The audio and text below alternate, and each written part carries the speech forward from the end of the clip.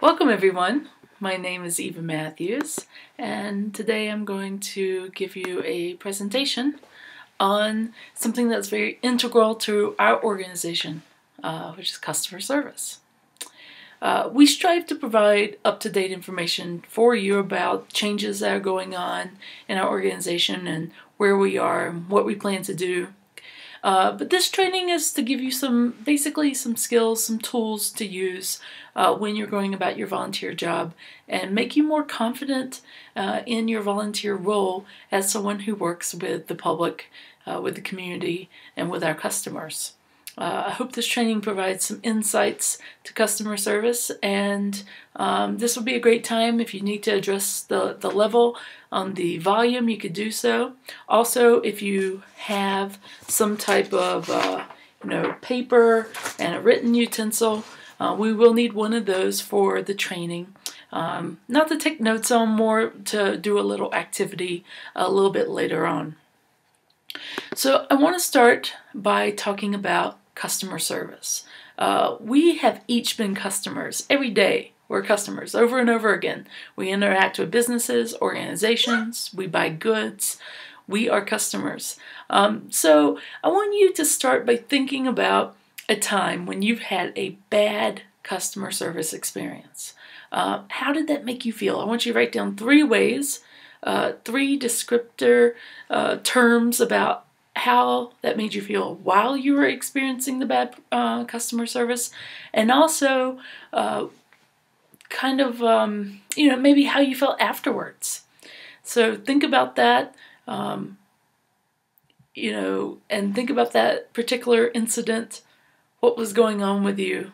How did you internalize that? So write down 3. And then I want you to think about good customer service.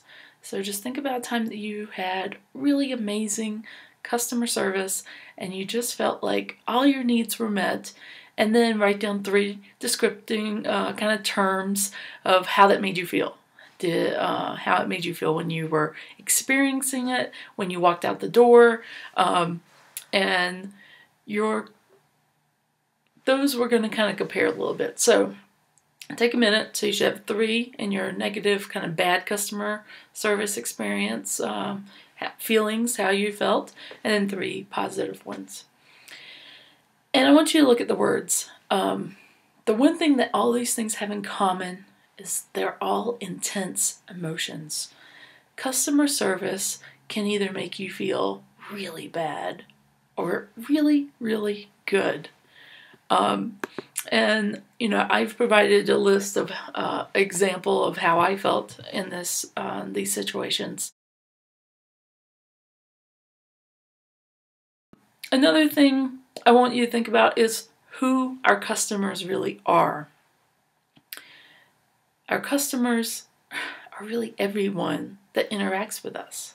They can be donors, they could be clients, they could be people that we're enforcing rules or regulations on, members of the public, seniors, college students, youth, adults.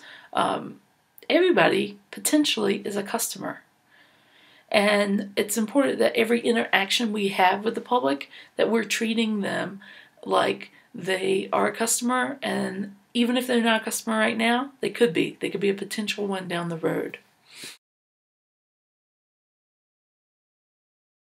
I have a slide on some stats, some data. It gives you a little information about why customer service is really important. This is from the White House Office of Consumer Affairs. They came out with a report many years ago, but it still rings very true till today. And it says that 96% of dissatisfied customers do not complain directly. We will never know what kind of experience they had. And 90% of those dissatisfied customers will not return. They will not come back. Now, we are a nonprofit organization. We really rely on people, their generosity to donate, to give us goods and services, and without that, it really will have an impact on our day-to-day operations. Another really interesting point that this study brought up is that one unhappy customer will tell 9 other people. So that negative experience is not just affecting the one, it has this far-reaching implications. 9 other people are going to hear about it, they're going to internalize it, and then they may feel the same way. 13% of dissatisfied customers will tell 20 people. 20 people. So, we wanted to provide this training today because not only is customer service important, but it really does have this far-reaching implication out in the community that will come back to us. So we want to make sure that we're all on the same page and that we are all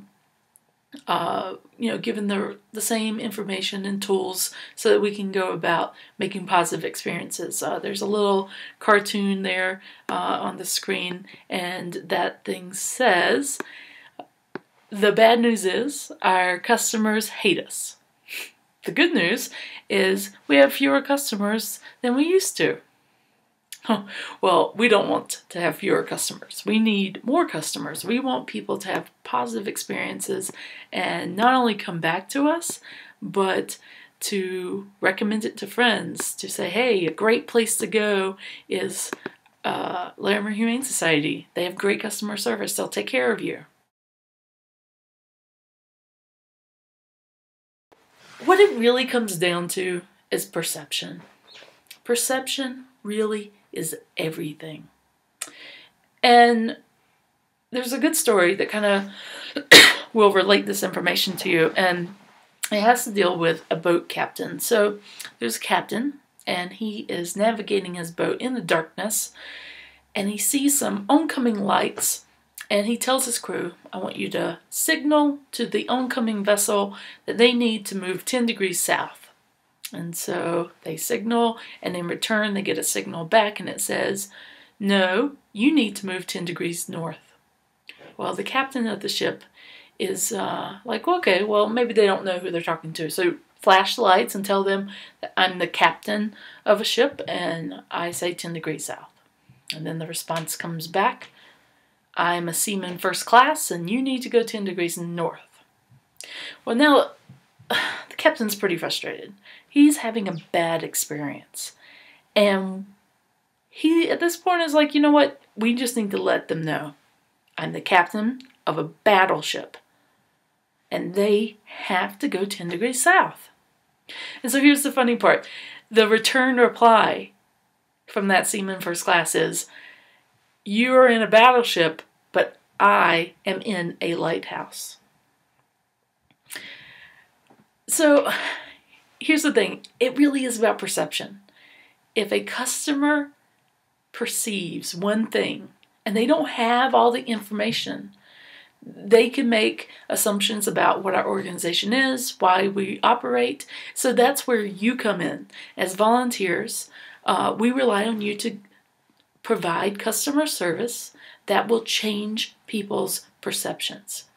When you have on that volunteer shirt, they aren't seeing you as, someone working on behalf of the organization. They see you as the organization. You are our organization. And whatever customer service you're going to relay to them is going to impact them. They could be having a bad day like the captain on the ship. But if you give them the right information, they can say, oh, wait a minute. That's why you gave me a citation. That's why you picked up my dog. Whatever it may be that we did, by giving them good customer service, hopefully we can change their perceptions and make that experience a more positive one. So let's talk a little bit about basics of customer service. Now, we're very fortunate because we have excellent volunteers. Most of you are providing excellent customer service. But for some of you, this could be new. This could be a chance for you to learn a few new things. So I do want to go over the basics and give you some tips on, our expectation.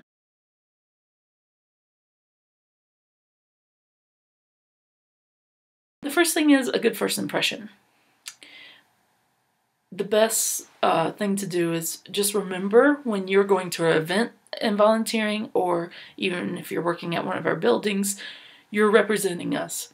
You should always have your volunteer shirt on, Have your name badge clearly marked so that people can identify you. And just be really relaxed and open. One of our supporters gave us this tip, and she said, treat each person like they're your friend. Be friendly, be courteous, be kind, be considerate. And really just make sure that we're, staying open, that we're not stereotyping people. We have times where people come in and they're really, they're experiencing something really traumatic.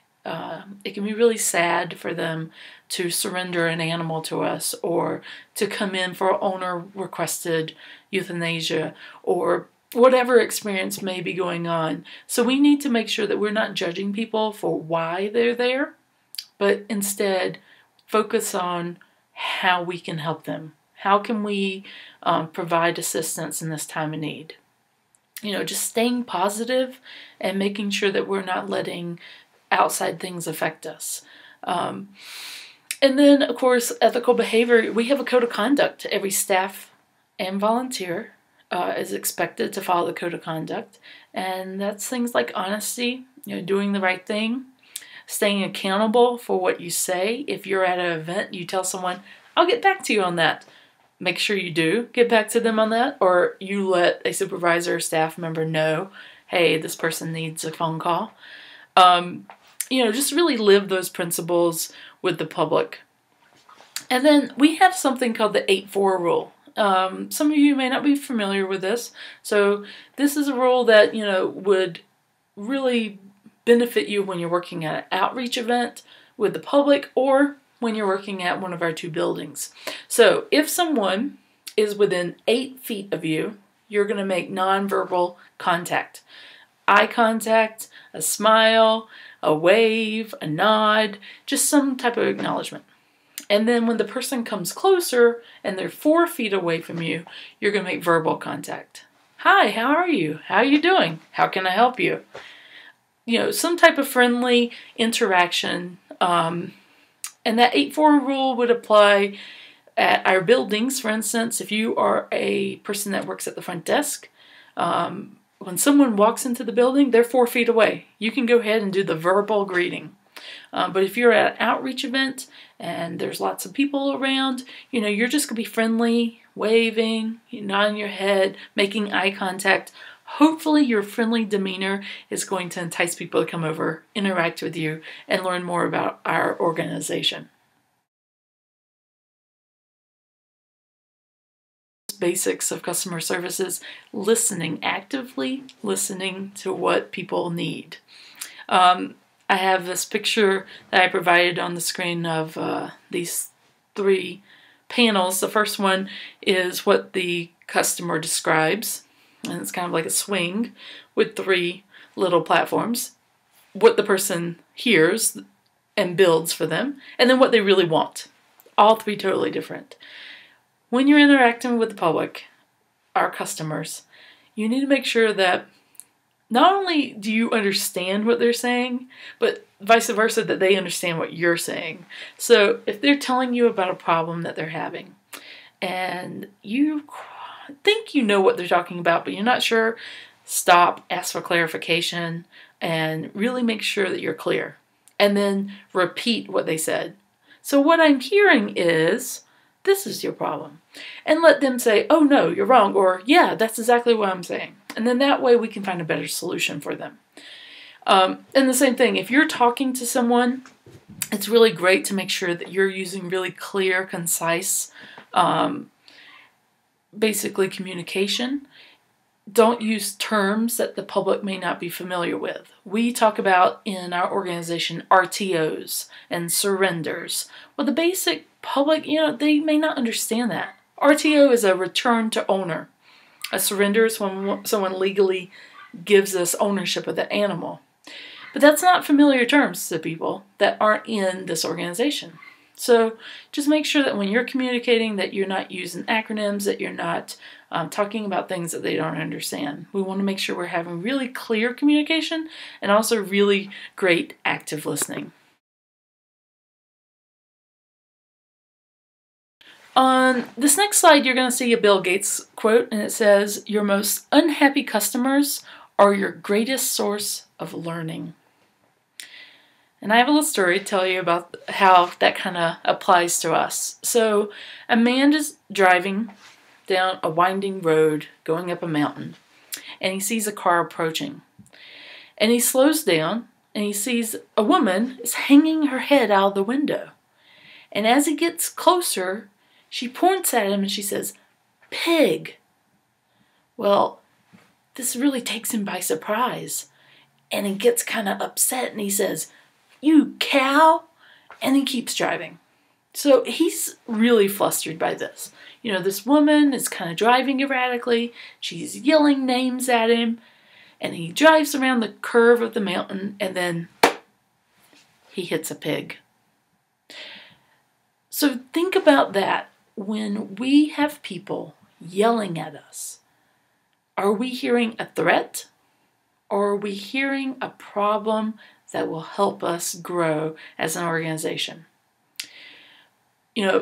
In this case with Bill Gates, he's saying unhappy customers are the way that you're going to grow. It's the way that you're going to find out what you need to change. If we want to become a better organization and serve the community, we have to know what people are saying. We need to know what complaints are out there. And so that's where you come in as a volunteer. When people are filing complaints with you, that information needs to get back to us. Make sure you tell your supervisor, I had this experience. This person made a complaint. We need to hear that. And on the flip side of that, when you're in that position, you have to really keep a calm, collected kind of, coolness about you so that you don't get upset, you don't get defensive, but you really take the information that they're saying and acknowledge it. And what that will do is it will make the customer feel like we have actually heard them. That active listening. Speaking of dealing with difficult behaviors, I would stress that we don't like to say that there's difficult people out there, but people do have difficult behaviors. Going back to your piece of paper, write down a situation that you've had recently where it was a difficult situation, an altercation with someone. It could be a coworker, it could be a family member, it could be someone in the public, it could have happened when you were volunteering. Maybe it's something that, that's maybe it happened a long time ago. But think about what happened. How did you handle that altercation? Did you perceive it as a threat, or did you internalize it? Did you go back into this back and forth engagement? Did it escalate? Did you withdraw? Did you kind of remove yourself from it? What was your tactic to handling that difficult situation? And then, what do you think you could have done differently? What I want to do is provide you with some information on how to handle a difficult customer. So the great news is we are really fortunate to have a really supportive community. For the most part, the people that you're going to interact with while you're volunteering are going to be happy, they're going to be grateful, they're going to be supporters. But the point of this training is not to help you in those positive times. It's easy to give customer service to someone who's happy. You feed off of each other. What I really want to do is to talk about the difficult times. One of the things we recently had a training on was about setting boundaries. And I think this is really important, even as a volunteer, to set boundaries. We talk about at orientation, volunteer orientation, that your safety is number one. If you feel like you're in a threatened environment, let's say you're working with an animal, we say don't work with that animal. Protect yourself. Wear the right protection. Well, you need to do that when you're working with people as well. Safety is our number one priority for you. You need to make it your number one priority. Unfortunately, in this day and age, there could be a situation where you may feel physically threatened. You need to make sure you're protecting yourself. And one way to do that is to set a boundary. And that boundary, I'm going to kind of give you a step-by-step of how to do it. So the first thing is, if you feel like someone is verbally attacking you or getting into your physical space, that is when you need to set the boundary. You need to defuse the situation. So an example would be if someone's yelling at you, you could say, as they take a pause, "Excuse me, but I can't help you if you're going to use that kind of language. I can't help you if you're going to continue screaming." What you're doing is you're letting them know that what they're doing is not acceptable. And it also allows you to take a little more control over the situation and say, "Hey, I'm trying to help. I'm trying to find a solution for you, but I need you to help me. You need to calm down." So we're setting a boundary. We're letting them know the expectation is that we want to help, have a lot of empathy for them. We're going to tell them, we want to help them. "I'm so sorry this happened. Let me try to help you." But you're going to have to set a boundary because they may not be able to do that. And then once you've set that boundary and they have understood that they need to calm down or they need to quit using verbal language towards you, that's when you can say, "What can I do? Let me understand, what is it that you want?" And start offering solutions. Now, we know we're not going to always have a solution to every problem. But what you can do as a volunteer is you can offer them something. You may not be able to fix their problem. You don't know the particulars of every situation. But what you can do is you can acknowledge them. You can say, "I'm sorry, that this has happened. Let me see what I can do." You can take down all their information. That's where, you need to make sure that you're actively taking down everything that they are telling you. And then you can promise them, not that you can fix it, because we can't fix everything. Not that you can offer a solution, but you can promise that someone will call them. You can promise that someone is going to get back in touch with them. So we can offer them something to look forward to. So from a customer service standpoint, you have done a great job. You had to get them to a place so that you could get them to the solution. And setting that boundary is good customer service. And then, of course, once you've got the information you need, you can politely end the conversation. For some people, they need that. So you're going to say, "Thank you so much. I really need to get back to these other people," or, "I need to go back to my volunteer job." But thanking them is really important. When you are thanking a dissatisfied customer, you're recognizing them. You're acknowledging them. You're letting them change their perception because they just had a bad experience, they're upset. But if you're giving really great customer service, their perception is going to change from just bad to a little bit better. So that's where perception, we talked about how it's everything. It really is. And you have the power to do that. Take someone and diffuse a situation, offer a solution, and then let them walk away feeling better.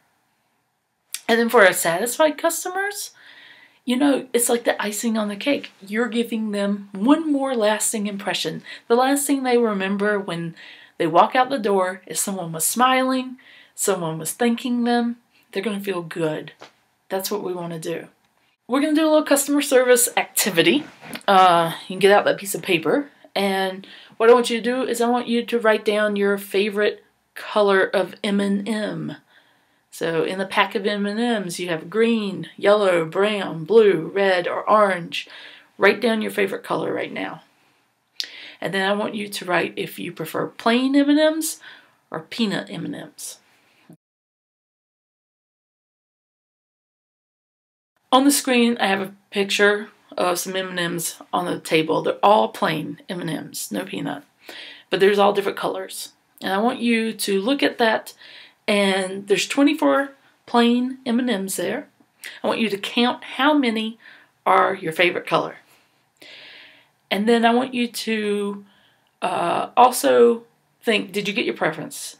If you like plain, you got plain. If you like peanut, then you didn't get peanut. So think about that. Think about how many you got and then rate your customer service experience. So in this case, 5 is the highest, 1 is the lowest. So rate your experience where you feel that this, how you feel with what M&Ms are there. Now, write that down. So let's imagine that green is my favorite color. There are only 2 green M&Ms in the photo. 2 out of 24, not so good. And peanut is my preference. There's no peanut M&Ms. So I'm going to rank my experience pretty low. Maybe like a 5. And then on the flip side of that, we can imagine, what if red is my favorite? Well, there's 8 red M&Ms, and my preference was plain. My rating is going to be good. I got all the colors I want. I got the kind I want. So my rating is high. Now, with this information that some people don't have but 2, and some people have a lot, would you change your rating at all? And if you would you move it up or down just a little? What we can learn from this activity, what we can take away, is that sometimes customers are going to come in and what they want is not going to be available. We're not going to be able to give it to them.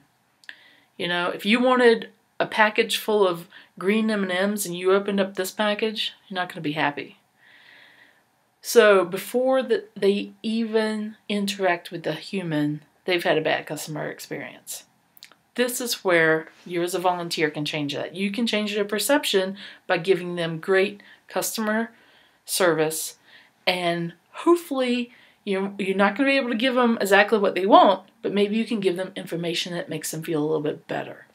They may be dissatisfied with what we're offering, but you can give them some other suggestions. That way when they walk away, it's not a bad experience. Going back to our data earlier, 9 people. We don't want them to walk away and tell 9 people about their bad experience. Instead, they can walk away and say, well, I didn't get what I wanted, but I had this great person that gave me all this information, and I'll go back. I'll go back and give it another try. I'll go back and make another donation. I'll go back and adopt a different animal. Whatever that may be. So this kind of, gives you an idea of why customer service is so important. It can help change people's perception of our organization. It can keep people coming back, donating again, adopting again, supporting us in the community, and that's going to be really important. I hope that you've learned a few things in this training. If you have questions, that you reach out to me. The best way to reach me is volunteer@larimerhumane.org. You can also contact your direct supervisor. They have lots of information on customer service. They can also give you information about, suggestions on ways to deal with different situations. So let's say you had a customer complain to you at an outreach event and you want to know how you could have done it differently. Call up your supervisor, email them, let them know what happened. And also make sure that you're communicating with us. Let us know if people are complaining. Let us know if there's something that we need to do. We may not be able to fix the problem, but we can give them good customer service. We can at least make sure that they walk away with a good perception of us, because perception is everything. That's what's going to keep them coming back. I did provide a list of references in this training. If you want to learn a little bit more about customer service, all the activities and information is referenced here. Also, the people I interviewed for this assignment, I interviewed our new shelter manager about the 8-4 rule and just expectations for volunteers at work up at the front desk. I also recently interviewed our Fort Collins police service psychologist. He gave us a lot of information about setting boundaries and, just thinking that safety should be a big priority while we're giving great customer service, also making sure that we're protecting ourselves. So I hope that you've learned a few things. I hope that this has been a good experience. If there's other training tools that you would like for us to arrange for you in the future, let me know. And, just thank you so much for volunteering. I am just really excited that you've taken the time to watch this video and that you have hopefully expanded yourself and grown professionally and learned a few more things. So thanks so much, and have a great day.